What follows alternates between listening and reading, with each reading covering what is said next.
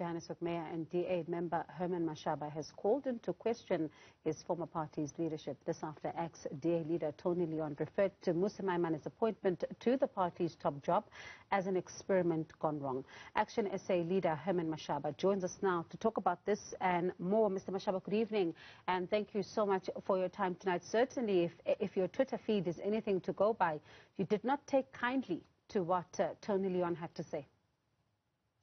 Thank you very much, Bonkila. I watched your interview with Mmusi yesterday by coincidence. I happened to be home. And I also happened to just get home this evening. I watched your interview with Tony Leon again. And I think actually listening to that interview with Mmusi actually hit me that how can actually someone like Tony Leon make such remarks?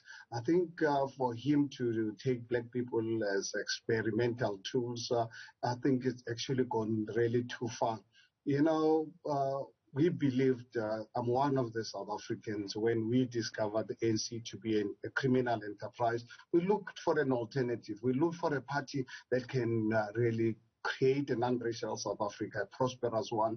And we chose, on our own, to really support the DA. Unfortunately, I've got personal experience, 3 years of hell of DA, not really prepared to move. The leadership, majority of DA people are great South Africans committed to a non-racial, prosperous South Africa. But obviously, there's a small clique with Tony Leon being in that league, who are really hell-bent on ensuring that black people don't really see the enjoyment and the social justice in this country.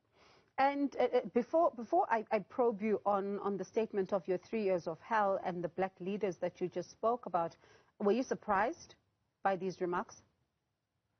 Not really. I think, you know, for me in particular, I feel vindicated. Remember, on the 21st of October, when I announced my resignation, I had a press conference.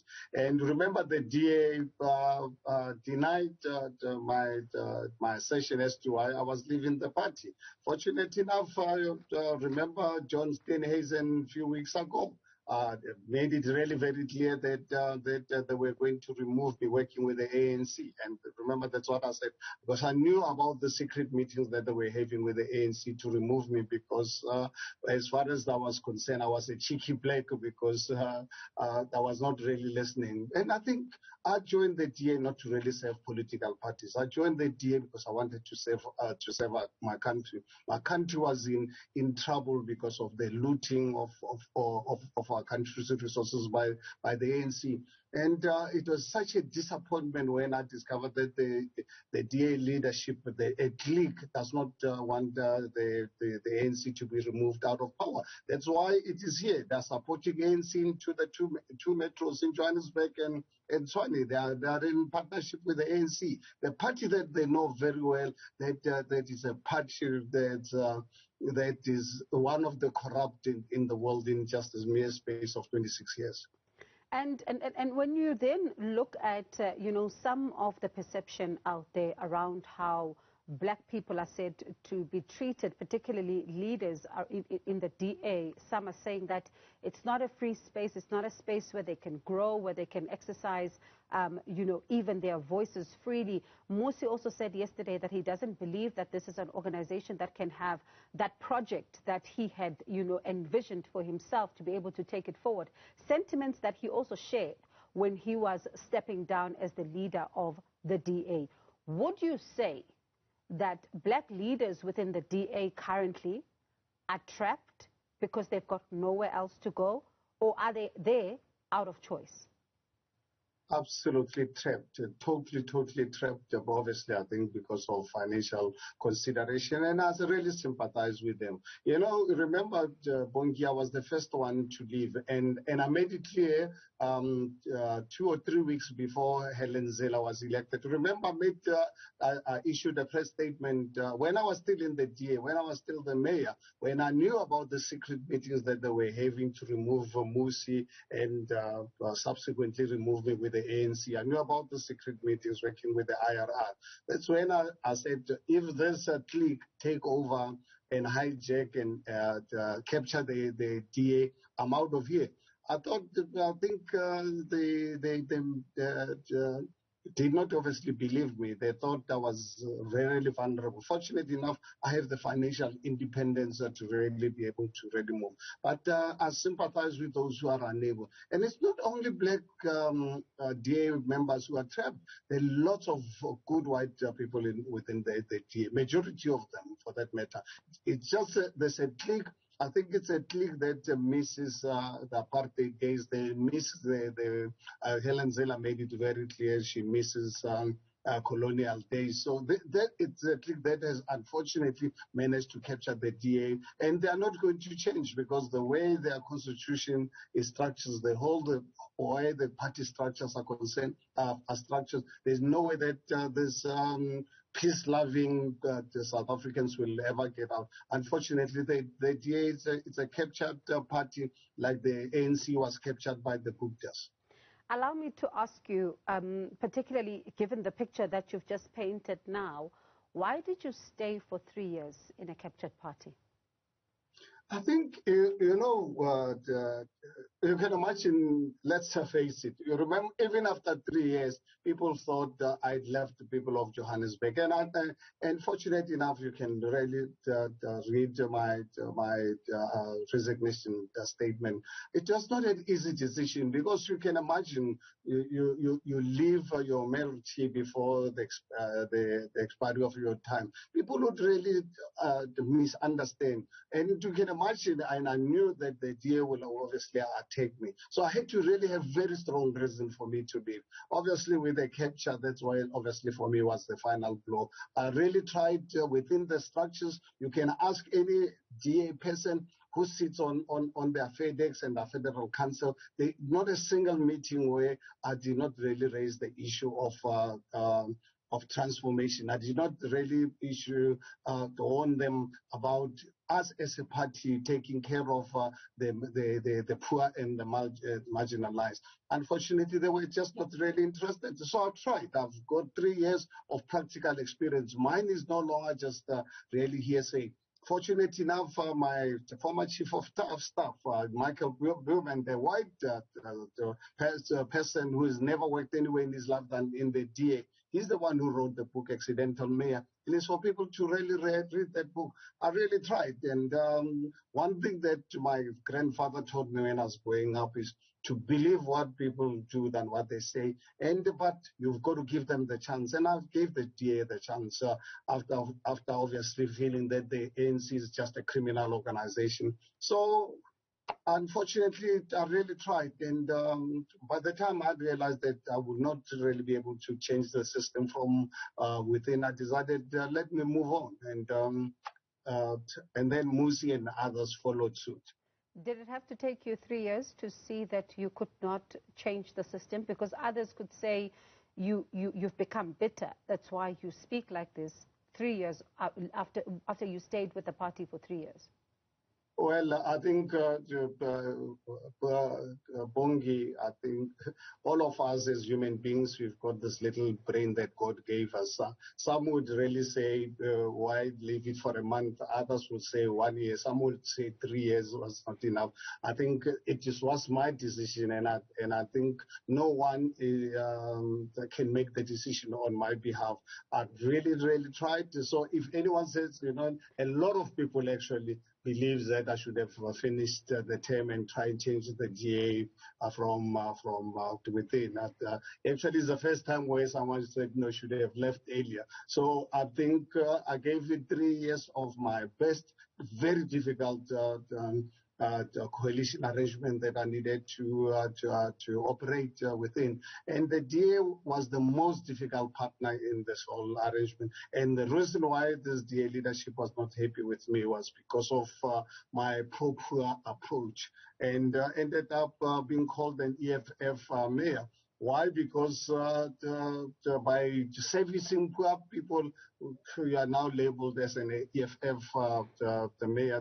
That is something that I used to really take serious exception to this. I'm sure if you can ask any member of the DA Federal Council and FedEx, why I used to actually take serious exception to all the time being called an EFF mayor, because I was not an EFF mayor. I was the mayor of the city of Johannesburg at the behest of the DA, but I was not there to serve the DA as a political party. I wanted to serve society, particularly our poor and the most vulnerable. Mr. Mashaba, we're not done. We have to go for a quick ad break, but when we come back, I'm going to play you some sound bites because I'd like to really get your views on what you hear. We continue our discussion in just a moment. With us, let's continue our conversation with Action SA leader Herman Mashaba. Mr. Mashaba, I just want us first, before we continue with this conversation, let's listen to what Mmusi Maimane said, yesterday when I was asking him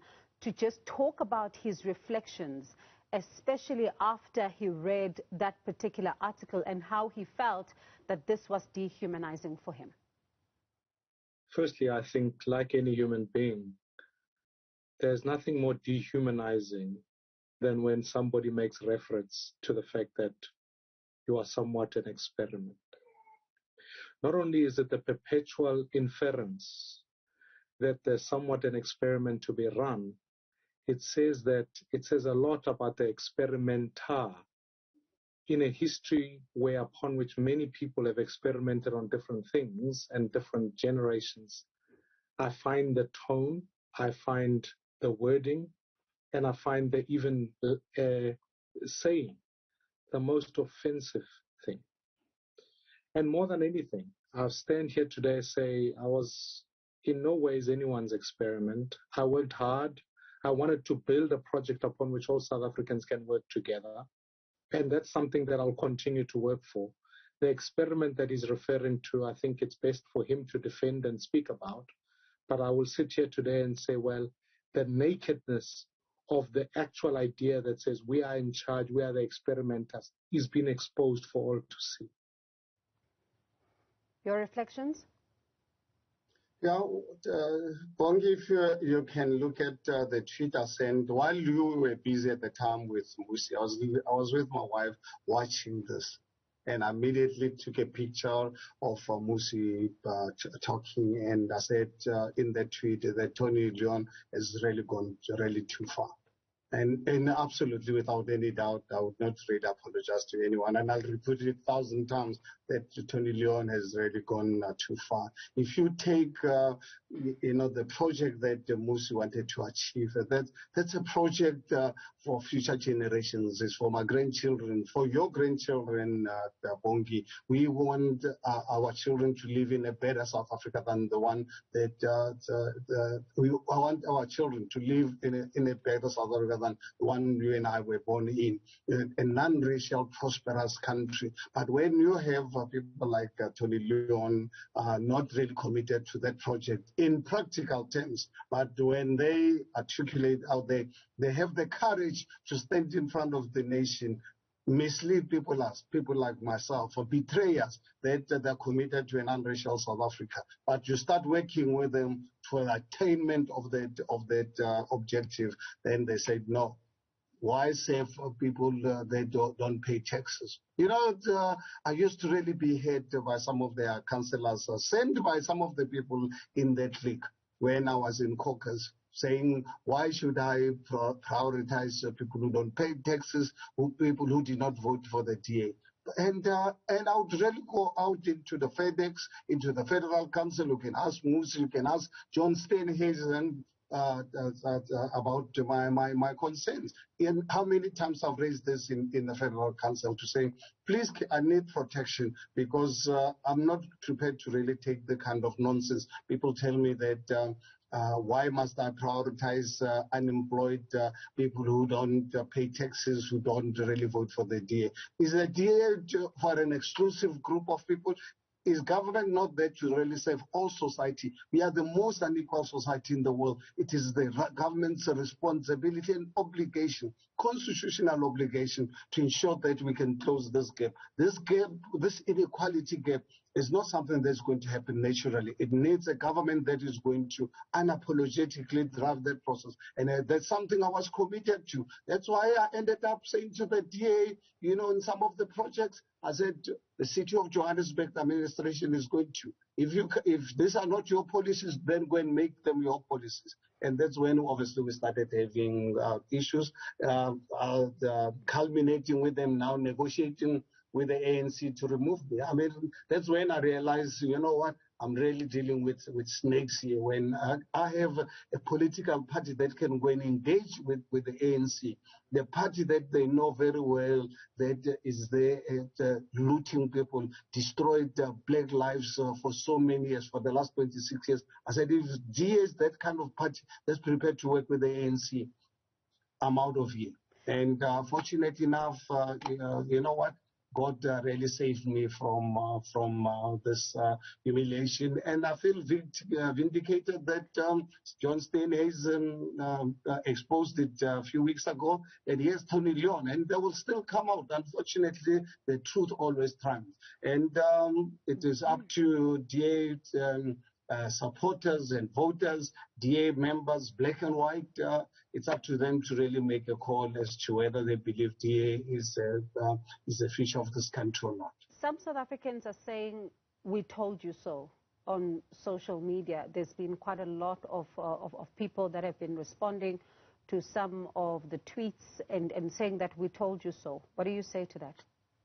Well, Bongi, those ones who are saying they told you so are those who are part of this looting, because obviously they would not want anyone who would really threaten their looting, because the removal of ANC from power is going to take bread out of their mouth, and that is what they're concerned about. Whether they told me or not, I don't really regret the decision that I took, and I'm really glad that I did not really listen to them, because their agenda was to allow ANC to be in government so that they can unashamedly continue looting. So it is up to them, and I'm glad that I'm not associated with such criminality. And I'd like us to listen to what Mr. Leon had to say to us just a little earlier on.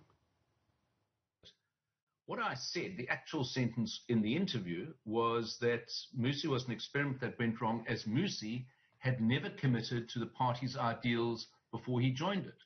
And it was a matter of fact that Mmusi had never voted for the DA in the two elections he could vote after 1994. He voted against the DA or the DP in those elections.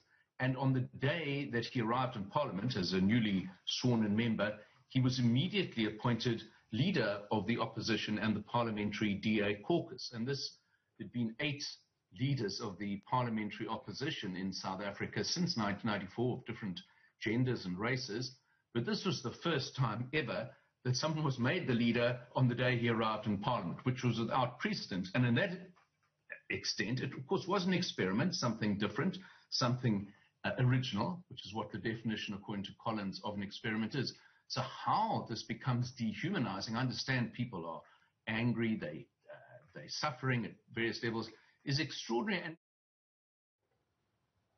now, some have been saying, especially what Mr. Leon is saying there, Mr. Mashaba, is that he was voted the first day he was sworn in as member of parliament and all of that. Others are saying that is exactly where the problem began, because he should have seen the red flags there, that he's just joined the party, he's just now in parliament, and now he's finding himself being the leader of the party, which then begged the question that I asked him yesterday, to say, did he not worry that he might then be seen as others as an affirmative action candidate? I think, Bongi, in any given situation, if people use their brains, when you are facing a challenge, you obviously have the responsibility to find the answer. The DA at the time was viewed as a white party. And at the time, that's what we thought. And even when I was approached, living my comfortable business career, when they did not really have a suitable candidate to be the mayoral candidate, and I was happy to assist them, because I knew under ANC this country is going to collapse. And I think And I was under the impression that they were doing things in good faith. And I can tell you, without any contradiction or anything, that majority of the people who decided and approached me personally to come and work with the DA are genuine people, even up to today, black and white. They're committed to this project. Unfortunately, for some reason, I was not in the leadership of the DA. They allowed this small clique to take over the party. And unfortunately, as I've said, this clique, I can tell you, is actually worse than the Freedom Front Plus or the Orange.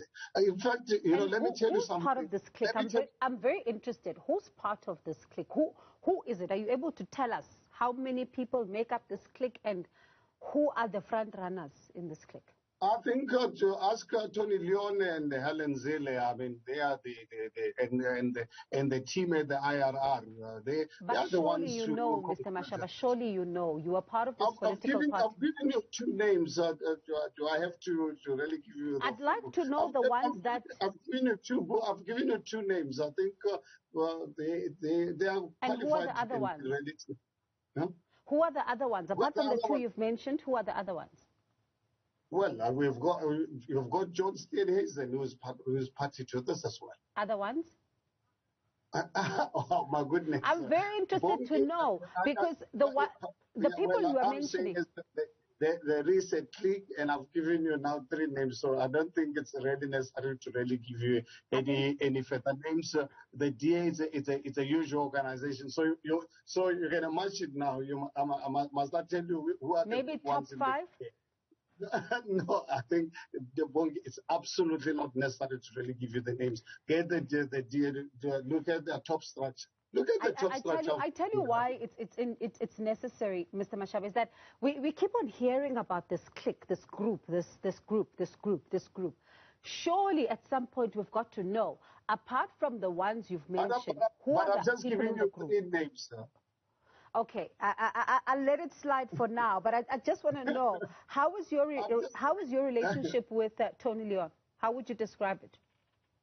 Well, the last time I had one-on-one with Tony Leon was when he was running this review, this panel review, and I see my contribution was never covered in his report because I was very clear in my criticism of the DA when they interviewed me. So that was the last time I had any contact whatsoever with him. So you're not before friends? Before that, a few months earlier, sometime last year, obviously not last year, before I left, when he came to my house, requested to have dinner with me, wanting me to introduce him to the leadership of JMPD, and I said, I don't already operate like that. So I've really, in the 3 years I was a mayor, I met him twice. The day when he came to my house to wanting to talk to me, obviously, as a former leader, I accepted him to my house for dinner and expecting me to introduce him to the JMPD leadership. And I said to him, unfortunately, things don't work like that. And the last time I saw him was when they were conducting this review, and I see my contribution, my inputs were never considered. So it's safe to say you're not friends? No, we've never been friends. Okay. I've never been friends with anyone, including Mmusi. Mmusi, we were professional friends. Never, Bongi, I made it really very clear to everyone, to South Africa, on many occasions when I was the mayor, that I'm not in this job to make friends. This is a tough, very important job that is rewarding. But you can't go into these jobs for friendship. I value friendship. But I don't really make friendships when we have professional mandate and responsibility. And just before I let you go, Mr. Mashaba, in 10 seconds, we're out of time. What do you say to the reports right now that are alleging tender corruption on, against the Gauteng Education MEC, Banyaza Lesotho? Well, I'm sure all of us as South Africans, we expect it. It is not the beginning or the end. For as long as we've got the ANC in power, they will keep on looting this country until we collapse like Zimbabwe. All right. Thank you so much for your time. We certainly do appreciate it. That is Action SA leader, Mr. Herman Mashaba.